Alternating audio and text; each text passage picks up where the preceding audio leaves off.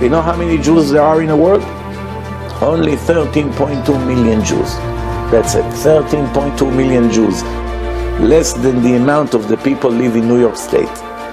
That's it, all over the world. Technically, it's very hard to believe that there's so little Jews, because everywhere you go in the world, every television station, every radio station, every newspaper, there's not one day without mentioning Israel or the Jews or Prize Nobel winners, and all. Somehow it seems that everything is around Jewish people.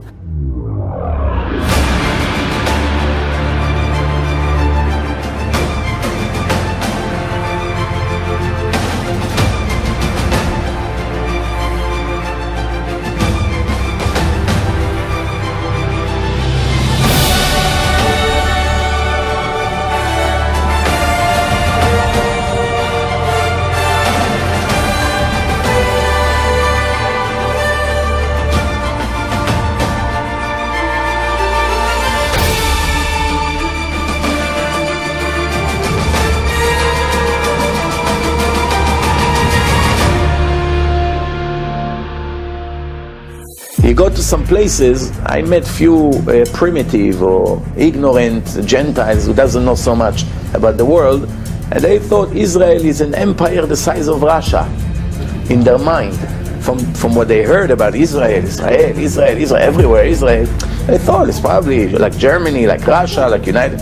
They didn't understand it's a tiny country the size of New Jersey, and now even smaller. So it's very hard to understand what's happening here. So now we have to answer this question, where all these Jews are gone. The answer is that we are different than all the other nations, because when God gave us the Torah, which applies to other Gentiles as well, Christians, Muslims, they all adopted the Torah as the truth of God. No one denied that the Jews received the Torah in Mount Sinai in front of millions of witnesses. They just come and try to make a turn to their direction and say that God gave another book. After he got tired of the Jews, he decided to give the New Testament or the Quran, and he nominated another prophet. But that's nonsense, because the Torah said that God will never ever annul the covenant that he made between him and the Jewish nation. Why? He promised, he swore to Abraham, Yitzchak and Yaakov, to Abraham, Isaac and Jacob, he swore to them that he will never replace their descendants with any other nation. Therefore, whether we are righteous, whether we are wicked, whether we deserve to live, whether we don't deserve to live, the agreement is an agreement. If I swore, it's like a handshake. If I sign my personal guarantee, I gotta keep my word. The number one problem of the Jewish nation today in the world, intermarriage. The Torah says that every Jew is a guarantor of the other. Kol Israel arevim ze lazeh. Every day, more than 30 Israelis marry Goyim in New York alone. Every day. This is what they know. Not everything is reported. So maybe double or triple. What about American Jews? What about Spanish Jews? What about all over Europe? If you go, for instance, to a place like Las Vegas, I've been there a few times, they claim that there's tens of thousands of Jews. You cannot recognize one of them on the street. There's no way to recognize them. There's not even one symbol that makes them belong to the Jewish nation. They themselves have no idea even what holidays are, what Shabbat is, what Tefillin is. Most of them never had bar mitzvah, nothing whatsoever. It's already 2, 3, 4 generations that are already 100% like Goyim. Who knows what is the main reason that caused many Jews marry other nations, even though Hashem warned about it a few times in the Torah, very strict warnings? Who knows what is the cause? What's the main reasons why so many Jews are violating one of the most important laws of the Torah? What caused so many people to ignore this order? What do you think is the main reason? Let me start actually from the end to the beginning. If we review the Torah, we find that there's an obligation for every Jew to respect every human being, even non-Jews. Everything derogatory or negative that was said about the Gentiles from the time the Torah was given until now, 3,322 years, from then to now, especially in the time of Chazal, our sages about 2,000 years ago, were only to the idol worshippers and to the murderers Gentiles. Those anti-Semites such as the Nazis, some of the Arabs, that all they care about is to destroy the Jewish nation. The Torah told us, someone who comes is on the way to kill you, you have the right to kill him first.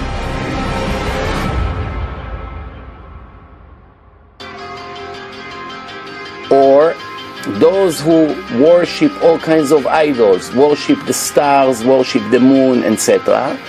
Those are the negative Gentiles. But if they're not, which means basically two conditions. If they're not idol worshippers, they believe there is God, they may not be religious in any religion, but they believe there is God, they don't follow any statues, any idols, any stars, the moon, the sun, etc. And they are not active in any harm to the Jewish nation. They're not Hamas, Hezbollah. If they're not in this category, from that moment on, you have to treat them like an image of God. Every person was created in the image of God, B'Tselem Elokim. You have to respect them. There's no permission to cheat them, to steal from them, to disrespect them. No permission to deceive them in any way. And as a matter of fact, the most important Kabbalist that we had in the last 2,000 years, his name is Rabbi Yitzchak Luria Ashkenazi. Everybody knows him as the Ari HaKadosh. Without him, we wouldn't know almost anything about Kabbalah. And I know it's in fashion today, Kabbalah, everywhere you go you hear about it. But without him, nobody would even know what it is. Maybe few individuals. And everything we know from him came from his student, Rabbi Chaim Vital, that everything he wrote we know. Whatever he did not write, we don't know. Everything we know, the Ari himself was not writing anything. So Rabbi Chaim Vital writes clearly that is an obligation to love every goy, not only Jews. Jews, it's needless to say, the Torah referred your brother, your brother, your brother, your brother, re'echa. So we know that the Torah referred to Jews. What's new about here, that he writes clearly as mitzvah even to love the goyim. And again, I'm not talking the negative ones that I mentioned before, the ordinary, regular ones. The Gentiles have a share to the world to come. Many Jews, unfortunately, lost their share to the world to come. For instance, if they don't keep Shabbat, they have no chance to have share to the world to come. They lost it. And there's a list of sins that the Gemara brings. When does a Jew lose his share that he was born with, but he loses it to the world to come? And believe it or not, there are many Gentiles, some of them have nothing to do with Jews, nothing. They hardly know what Jews are. They live in the other side of the world, but they keep the 7 law. Those are the Gentiles who has a share to the world to come.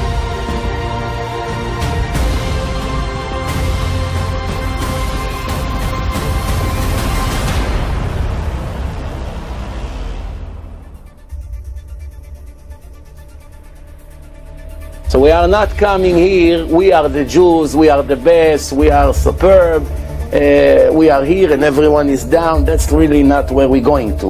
We're just going to teach our Jewish brothers and sisters that it's not in our hand. It doesn't matter if this Goya, this Gentile girl that you met, she's the nicest person on earth. And this is what God thinks about her. She's really polite, manners, generous, modest, anything you want to say, I agree. You are the worst Jew on earth. You still don't have any permission to marry her. Nothing whatsoever. If she's the daughter of the king of the world, the daughter of the president, whatever she is, it doesn't matter. There's no exception to the rule. Never ever in history a Jew was permitted to marry a non-Jewish girl or Jewish girl to marry a non-Jewish guy. It doesn't matter from what nations he comes, whether it comes from the good Gentiles, whether it comes from the bad Gentiles. Doesn't matter about their position, they have money, they don't have money, they love Israel, they're anti-Semite. This is irrelevant. There's no permission whatsoever for a Jew to marry any one of the nations. When Hashem chose the Jewish nation to be his children, thanks to Abraham, Yitzchak, and Yaakov, the condition of the covenant that he made with the Jewish nation, which apparently it's us, is that we have no permission to marry any other nation. This is a very, very serious restriction. Now, since this is a divine order, and even the Christians who read the Bible, what we call the Torah, they call the Bible, but it's right there in English, in Russian, in any other language, they read it. There's no other way to understand it. And even the Arabs, who the Torah is holy for them as well, they read it in the Torah. They cannot come with any kind of complaint to a Jew who doesn't want to marry them. Because if it was our opinion, the Jewish people had a committee and they decided to deprive this nation, we cannot marry them, then you can call it prejudice, racism, whatever you want to call it, pride, ego, whatever. But since it's not in our hand, we're only following the instruction of the creator of the world. In that case, they cannot complain whatsoever if they're a little bit righteous. If they're wicked, don't expect anything. But if they a little bit have decency and common sense, they should never complain whatsoever. I know tens of cases of people who watch my debate with a priest, a Jew and a non-Jewish girl, boyfriend and girlfriend, and the Goya say to him, I cannot be with you. I don't want to get God angry. I'm giving up my love. And he said, what, you crazy? I didn't show you that for you to leave me. She said, oh, well, I don't want to go against God. If God say to the Jewish people that they cannot marry the Gentile, I'm a Gentile, why should I get God angry? Most people, they go with their feelings, with their desires. They don't go with the truth.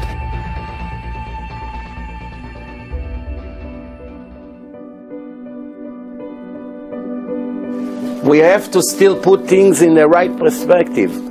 Why? A Jew, after he was chosen by God, and Hashem elevated us from 7 laws that we have to keep to 613, and he blessed us, and he called us the chosen people, a holy nation, and he made the eternal covenant with us, and he gave us the Torah and the Shabbat. We became a lot more precious than any other Gentile in the world. Where does it say it in the Tanakh? Let me read it to you.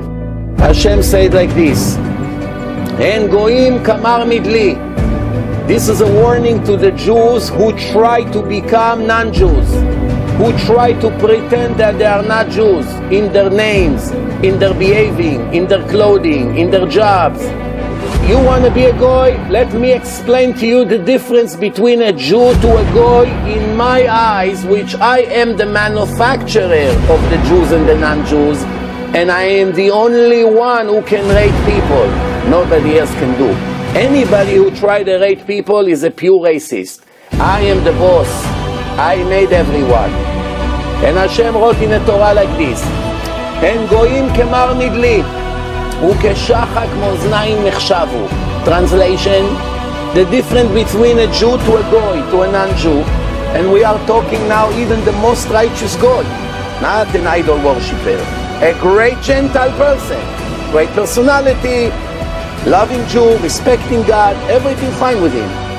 But this is a Jew compared to him, according to the book of God. The Jew is like the water that you bring from the lake in the bucket, and the Gentile is the few drops that stick to the side of the bucket when you put it down. This is the comparison of God between the Jew to a non-Jew. And again, I'm not making it up, I'm giving you the source. Isaiah chapter 40 verse 15. Go and check. In any language you want, it's the same meaning. And the second comparison is, וכשחק מאזניים נחשבו. You are the weight for me. He is the little piece who fell on the floor that nobody cared. And you want to be him? You have the chutzpah to rebel against me like this, to be ungrateful to me? Do you understand the difference between the heaven of a righteous Jew to the heaven of the righteous Gentile? The law in Shulchan Aruch in 7 different places repeats, that a Mechalel Shabbos, a Jew who does not observe the Sabbath, which is an eternal covenant between the Jewish nation and God, he is not considered a Jew.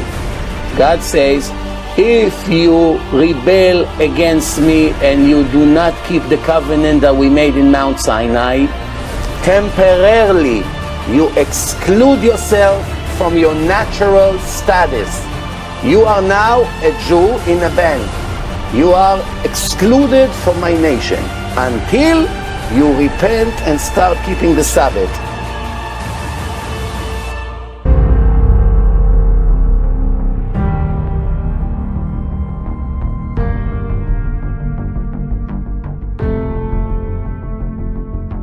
A Jew who held relation with a non-Jewish female. In tradition from Mount Sinai we know that he is subject to a karet. מפורש בדברי קבלה בכרת. And there is a loss that is greater than any other sex crimes mentioned in the Torah. Over here in this violation is worse than any other. What is it? That if a person made a violation of the rules of God and had a kid from that violation, forbidden relation, and he had a kid. This kid even is a mamzer, an illegitimate boy, is still a Jew, but over here the kid is a goy. You understand? If you went with Christine and it's forbidden relation and now she became pregnant, he brought a non-Jew to the world. If he went with, God forbid, a married woman and made a horrible violation, and now there's a kid, that's his kid. When he died, this kid will say Kaddish on him, he will help. Even though he came from a horrible sin, it's still a Jew. And if this Jew will become a big Chacham, he can be a chief rabbi, no problem. But if his son from Christine will know the whole Torah by heart, he won't benefit him in any way. Nothing whatsoever.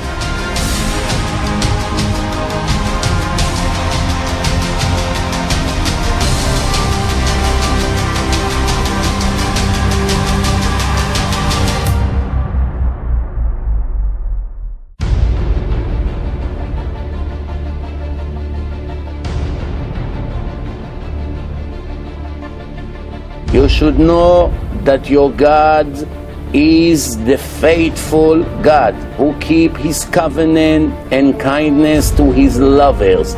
Who are his lovers? Who keep his mitzvot for 1,000 generations. How many generations we live? One. This is a proof that there is much more than one.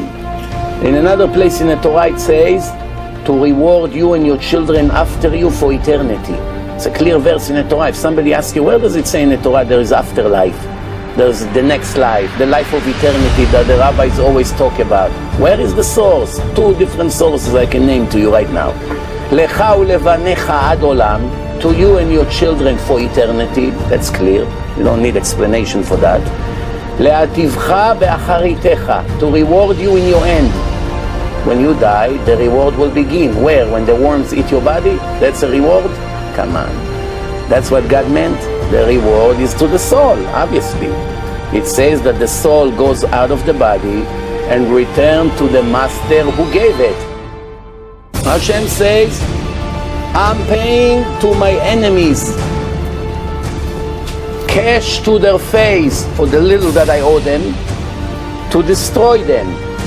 I will not delay the reward. I will pay them instantly.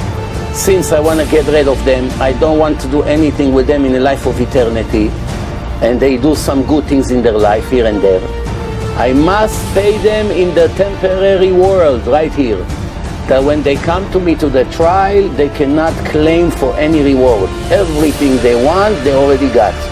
That's why never be jealous with a wicked person, a Jew or a Goy, that has plenty of money and assets. Because if you only knew where they ended up after their life, believe me, you wouldn't be jealous with them 1 second.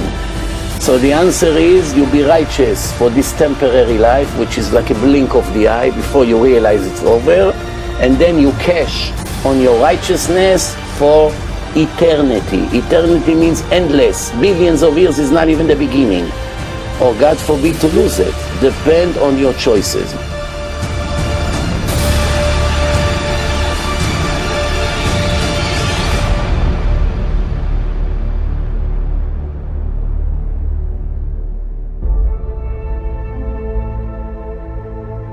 שמע ישראל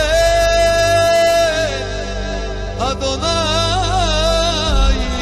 אלוהינו אדוני אחד.